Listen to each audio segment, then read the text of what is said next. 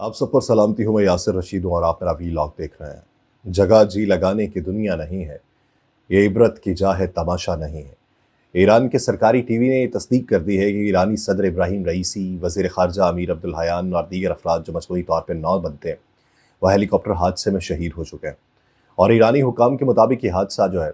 یہ کل صوبہ مشرقی آذربائیجان کے علاقے جلفہ میں اس وقت پیش آیا جب صدر رئیسی جو ہے وہ آذربائیجان اور ایران کی سرحد پہ ایک ڈیم کا افتتاح کرنے کے بعد تبریز واپس جا رہے تھے۔ حادثے کا شکار ہونے والے ہیلی کاپٹر پر ایرانی صدر کے ساتھ ملک کے وزیر خارجہ بھی موجود تھے۔ ایران کے صدر ابراہیم رئیسی کون تھے، جنہیں ملک کے رہبر اعلیٰ آیت اللہ خامنائی کے متوقع جانشینوں میں بھی شمار کیا جاتا ہے، اور زندگی تب ساتھ چھوڑے کہ جب کچھ ہی برسوں بعد آپ ملک کے اعلیٰ ترین عہدے پر فائز ہونے والے ہوں۔ ابراہیم رئیسی 1960 میں ایران کے دوسرے بڑے شہر مشہد میں پیدا ہوئے، جہاں مسلمانوں کے مقدس ترین مزارات میں سے ایک واقع ہے۔ ان کے والد ایک عالم تھے اور ان کی وفات اس وقت ہوئی جب ابراہیم فقط 5 سال کے تھے، اور روایات کے مطابق ان کا جو سیاہ امامہ تھا وہ ان کے پیغمبر اسلام کی آل ہونے کی نشاندہی کرتا ہے۔ انہوں نے اپنے والد کے نقش قدم پہ چلتے ہوئے 15 سال کی عمر میں مقدس شہر قم میں ایک مدرسے میں حصول تعلیم کی غرض سے جانا شروع کیا۔ ایک طالب علم کے طور پہ انہوں نے مغربی حمایت یافتہ شاہ ایران کے خلاف مظاہروں میں حصہ لیا۔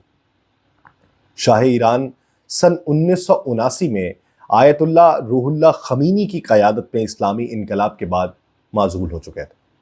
اور پھر جب وہ انقلاب برپا ہوا تو اس کے بعد ابراہیم رئیسی نے عدلیہ کے اندر شمولیت اختیار کر لی تھی، اور کئی شہروں میں وہ پروسیکیوٹر کی حیثیت سے خدمات سر انجام دیتے رہے۔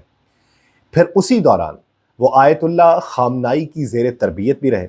جو پھر 1981 میں ایران کے صدر بن گئے تھے۔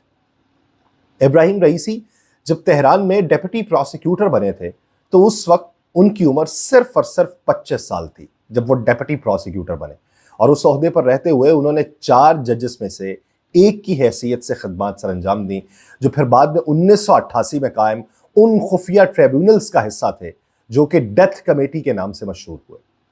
ٹریبیونل نے مبینہ طور پہ ایسے ہزاروں قیدیوں پہ ان کی سیاسی سرگرمیوں کے باعث دوبارہ مقدمات قائم کیے جو پہلے ہی مقید تھے اور سزائیں بھگت رہے تھے۔ ان قیدیوں میں زیادہ تر بائیں بازو کی اپوزیشن گروپ مجاہدین شمار کیے جاتے تھے، جنہیں پیپلز مجاہدین بھی کہا جاتا تھا۔ آرگنائزیشن آف ایران جن لوگوں کو ٹریبیونل نے سزائے موت دی ان کی صحیح تعداد معلوم نہیں ہے، لیکن بہت سارے پھر اس وقت انسانی حقوق کے گروپس یہ دعویٰ کرتے ہیں کہ 5000 مردوں کو پھانسیاں دی گئیں۔ اس وقت بہت کچھ ایسا چلا تھا، لیکن انقلاب کے بعد وہ ایران کے ان دنوں میں بھی شمار کیا جاتا ہے کہ جب ایران طاقتور ہو رہا تھا، جب وہاں پہ انقلاب برپا ہونے کے بعد مضبوطی دکھائی دے رہی تھی۔ اسلامی جمہوریہ ایران کے رہنما اس بات سے انکار کرتے رہے تھے کہ موت کی سزائیں دی گئیں، لیکن وہ قانونی حیثیت پہ بات نہیں کرتے تھے۔ ابراہیم رئیسی کو اگر دیکھا جائے تو وہ بڑے پیمانے پہ سزائے موت دینے کے معاملے میں اپنے کردار سے انکار کر چکے ہوئے، لیکن بین الاقوامی میڈیا وہ ایک پروپیگیٹ کرتا تھا، تو ابراہیم رئیسی یہ جواب دیتے تھے کہ وہ سزائیں سابق رہبر اعلیٰ آیت اللہ خمینی کے فتوے کی وجہ سے جائز تھیں۔ پھر کچھ برسوں بعد ابراہیم رئیسی جو ہیں وہ مضبوط ہوتے گئے، اور اب سے کچھ برسوں پہلے عدلیہ کے کئی دیگر ارکان اور اس وقت کے نائب سپریم لیڈر آیت اللہ حسین علی منتظری کے درمیان ہونے والی گفتگو کی ایک آڈیو ٹیپ لیک ہوتی ہے، اور اس میں منتظری کو سزائے موت کو اسلامی جمہوریہ کی تاریخ کا سب سے بڑا جرم قرار دیتے ہوئے سنا جا سکتا ہے۔ اب یہ بین الاقوامی سطح کے اوپر ایک پروپیگنڈا ہو رہا ہے۔ 1 سال کے بعد منتظری نے خمینی کے نامزد کردہ جانشین کی حیثیت سے اپنا مقام کھو دیا، اور خمینی کی وفات پہ آیت اللہ خامنائی سپریم لیڈر بن گئے۔ ابراہیم رئیسی جو ہے وہ 2014 میں ایران کے پروسیکیوٹر جنرل مقرر ہونے سے پہلے تہران کے پروسیکیوٹر، پھر اسٹیٹ انسپیکٹوریٹ آرگنائزیشن کے سربراہ اور عدلیہ کے پہلے نائب سربراہ کے طور پہ خدمات انجام دیتے رہے۔ 2 سال بعد آیت اللہ خامنائی نے انہیں ایران کے سب سے اہم اور امیر ترین مذہبی تنظیموں میں سے ایک آستان قدس رضوی کا نگہبان نامزد کیا تھا، اور یہ تنظیم جو تھی یہ مشہد میں 8ویں شیعہ امام رضا کے مزار کے ساتھ ساتھ اس سے وابستہ تمام مختلف فلاحی اداروں اور تنظیموں کا انتظام سنبھالتی ہے۔ امریکہ کے مطابق اس تنظیم کا تعمیرات، زراعت، توانائی، ٹیلی کمیونیکیشن اور مالیاتی خدمات میں بڑا حصہ ہے، اور امریکہ سب سے بڑا مخالف پیرا ہے ایران کا۔ اس لیے امریکہ کی باتوں کا اعتبار کرنا ایران کے حوالے سے وہ کہیں نہ کہیں جا کے آپ کو ابہام کے اندر ڈال دیتا ہے۔ 2017 میں رئیسی نے صدارت کے امیدوار بن کے مبصرین کو حیران کر دیا تھا۔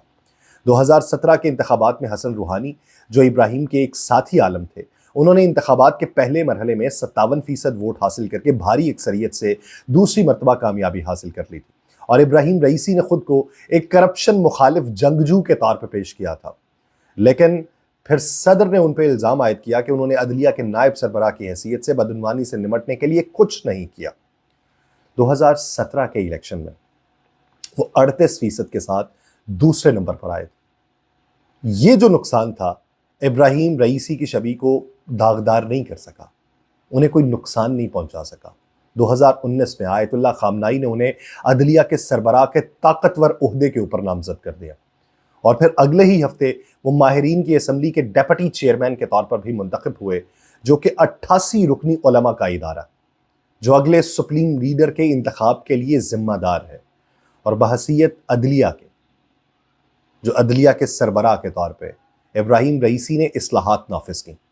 جس کی وجہ سے ملک میں منشیات سے متعلق جرائم کے لیے سزائے موت پانے اور پھانسی کی سزا پانے والوں کی تعداد میں کمی آئی۔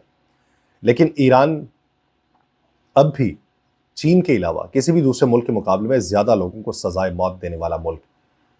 وہ سزا کے حوالے سے بہت سٹرکٹ ہے۔ عدلیہ نے سیکیورٹی سروسز کے ساتھ مل کے دوہری شہریت رکھنے والے ایرانیوں، غیر ملکی مستقل رہائشی ہیں، ان کے خلاف کریک ڈاؤن بھی رکھا تھا، اور اس وقت کے امریکی صدر ڈونلڈ ٹرمپ نے ابراہیم رئیسی پہ 2019 میں ان کے انسانی حقوق کے ریکارڈ کی بنیاد کے اوپر پابندیاں عائد کی، اور ان پہ الزام یہ عائد کیا کہ وہ ان افراد کی پھانسیوں پر انتظامی نگرانی کرتے ہیں جو مبینہ جرائم کے وقت کم عمر تھے، اور یہ کہ وہ 2009 کے متنازع صدارتی انتخابات کے بعد حزب مخالف کی گرین موومنٹ کی جانب سے احتجاج کے خلاف بھی پرتشدد کریک ڈاؤن کے اندر ملوث تھے۔ اب الزامات تو لگائے جاتے ہیں، لیکن ابراہیم رئیسی کی نجی زندگی جو ہے اس میں معلومات بہت کم ملتی ہیں۔ ایک صدر ہونے کے باوجود بھی معلومات بہت کم ہیں، سوائے اس کے کہ ان کی اہلیہ جمیلہ تہران کی شاہد بہشتی یونیورسٹی میں پڑھاتی ہیں، اور ان کی 2 بالغ بیٹیاں۔ ان کے سسر جو ہیں وہ آیت اللہ احمد علم الہدا ہیں، جو مشہد میں نماز جمعہ کی امامت کرتے ہیں۔ 2022 میں ایران کی حکومت کو بڑے پیمانے پہ شروع ہونے والے احتجاجی مظاہروں نے ہلا کے رکھ دیا تھا۔ زن زندگی اور آزادی تحریک جو تھی وہ مہسا امینی نامی خاتون کی اخلاقی پولیس کی حراست میں ہلاکت کے بعد شروع ہوئی، جن پہ درست طریقے سے حجاب نہ پہننے کا الزام تھا، اور اس وقت آپ کو معلوم ہے کہ بین الاقوامی سطح کے اوپر ایک پوری موومنٹ چلی تھی۔ اقوام متحدہ کی ایک فیکٹ فائنڈنگ مشن تھا، جس کے مطابق مہسا امینی کی ہلاکت جسمانی تشدد کی وجہ سے ہوئی تھی، اور اس وقت ابراہیم رئیسی نے بطور صدر مملکت ملک میں احتجاج سے فیصلہ کن طریقے سے نمٹنے کا اعلان کیا تھا، اور پھر حکام نے طاقت کے بھرپور استعمال سے بھی اسے روکا تھا۔ ایران کی جانب سے احتجاجی مظاہروں میں ہلاکتوں کے بارے میں سرکاری اعداد و شمار جاری نہیں کیے گئے، لیکن اقوام متحدہ کے مطابق اس وقت 551 مظاہرین جو تھے وہ سیکیورٹی فورسز کے ہاتھوں ہلاک ہوئے۔ اب اس میں بھی کوئی شہادت موصول نہیں ہوتی، کوئی شواہد نہیں ملتے کہ کیا ایسا کچھ ہوا تھا۔ وہ تو یہ بھی ایرانی حکومت یہ دعویٰ کرتی تھی کہ سیکیورٹی فورسز کے 75 اہلکار شہید ہوئے ہیں۔ ایران میں 20,000 مظاہرین کو اس وقت حراست میں لیا گیا اور اس کے اوپر اوور کم کیا گیا۔ پھر وقت بدلتا رہا، ابراہیم رئیسی جو ہیں وہ فلسطین کو لے کے بہت زیادہ جذباتی طور کے اوپر بیانات بھی دیتے رہے۔ پھر انہی دنوں میں کہ جب مشرق وسطیٰ کے اندر جنگ چھڑنے کے آثار دکھائی دے رہے تھے، تو ایران تھا جو فلسطینیوں، حماس والوں اور غزہ والوں کی پشت کے اوپر کھڑا تھا، جنہیں سہارا ایران کی جانب سے دیا گیا تھا۔ ایران ہی ان کے ساتھ حملہ کرنے میں شامل تھا، اور بین الاقوامی سطح کے اوپر ایران کے خلاف بہت سے پھر قوانین منظور کرنے کی تیاریاں چل رہی تھیں، اور باقاعدہ طور پہ دھمکیاں دی جا رہی تھیں۔ اور جب یہ طیارہ اڑا ہے، یہ ان کا ہیلی کاپٹر وہاں پر گیا، اسی دن کی صبح کی ایک ٹویٹر پوسٹ کے اندر اسرائیل کی جانب سے ایک ہیلی کاپٹر کی صرف تصویر شیئر کی جاتی ہے، صرف ہیلی کاپٹر کا سائن، اور اس کے بعد جب یہ حادثے کا شکار ہو جاتے ہیں تو اس کو ریموو کر دیا جاتا ہے۔ اب اس واقعے کے بعد جہاں پہ مشرق وسطیٰ میں ایرانی حمایت یافتہ جو گروہ ہیں، لبنانی حزب اللہ، یمنی حوثی باغی، شام اور عراق میں موجود مختلف گروپس جو ہیں جو اسرائیل کے خلاف حملوں میں شامل ہیں، ان کے پشت کے اوپر ایران تھا، اور ایران کے صدر کی اگر اس طریقے سے موت واقع ہوتی ہے، اس طریقے سے شہادت ہوتی ہے، تو جب یہ پرتیں کھلیں گی، حقائق منظر عام پہ آئیں گے، اس وقت کس کس کے لیے مشکل پیدا ہو سکتی ہے؟ یہ ایک سوال۔ مجھے دیجیے اجازت، اللہ نگہبان۔